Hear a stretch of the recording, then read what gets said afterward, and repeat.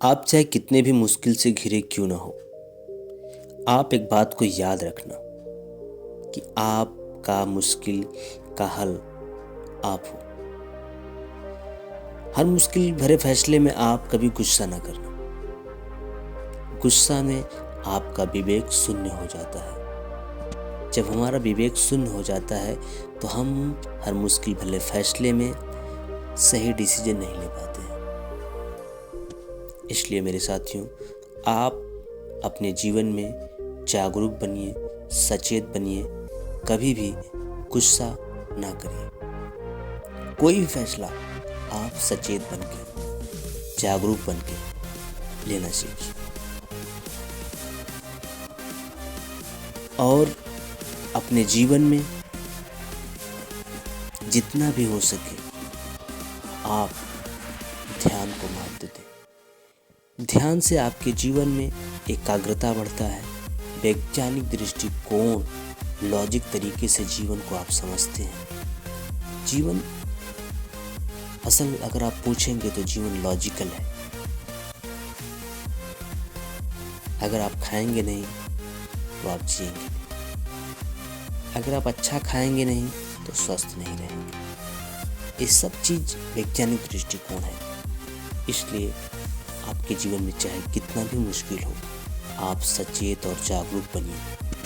आप जब सचेत और जागरूक रहते हैं तो आप अपने जीवन में अच्छा फैसला लेते हैं। और सचेत और जागरूक बनने के लिए आपको भगवान बुद्ध के दर्शन की तरफ बढ़ना चाहिए। भगवान बुद्ध के दर्शन को आपको पढ़ना चाहिए। भगवान बुद्ध का दर्शन जीवन उपयोगी है, जीवन को खुशियों के राह पे ले जाता है। भगवान बुद्ध का दर्शन ये कहता है कि आप अपने जीवन को खुशियों में बिताएं। भगवान का बुद्ध का दर्शन ये कभी नहीं कहता कि आप दुख में रहें। भगवान बुद्ध कहते हैं कि आप अगर दुख में हो तो उसका कारण है, कारण है तो निवारण है, निवारण है तो सुख है। आप कितने भी मुश्किल फैसले में क्यों ना हो, आप अपने चेतना से उस फैसले का हल ढूंढिए। कभी गुस्सा मत करिए। गुस्सा से आप सही निर्णय नहीं ले पाते हैं।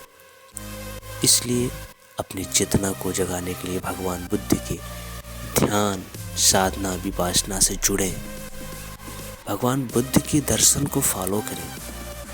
आज के युवाओं के लिए भगवान बुद्ध का दर्शन एक सही माने में श्रेष्ठ दर्शन हो सकता है भी।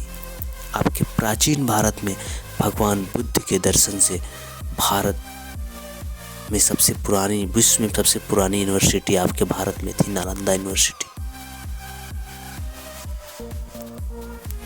अदर कंट्री से स्कॉलर आते थे आपके देश में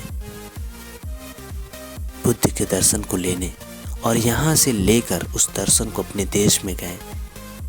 और उस देश में आज आप देखिए वो देश विकासशील है, विकसित हो गया है। और वो विकसित देश विकासशील देश का हेल्प करता है। इसलिए आप भगवान बुद्ध के दर्शन से जुड़ें और अपनी चेतना को जगाइए और जागरूक बनिए। सभी को नमो बुद्धाय। जय हिंद, जय भारत।